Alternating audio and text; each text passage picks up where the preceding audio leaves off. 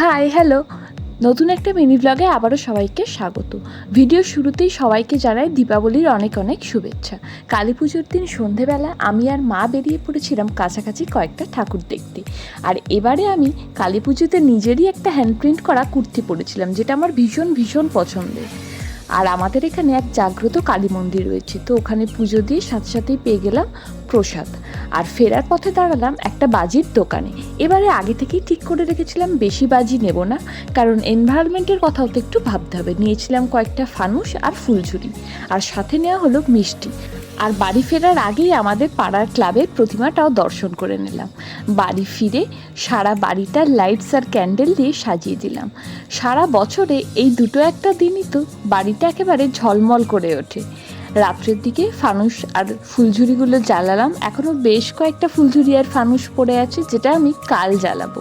আজকের ব্লগটা তাহলে এখানেই শেষ করছি। খুব তাড়াতাড়ি দেখা হচ্ছে পরের একটা মিনি ব্লগে। Till then, tata.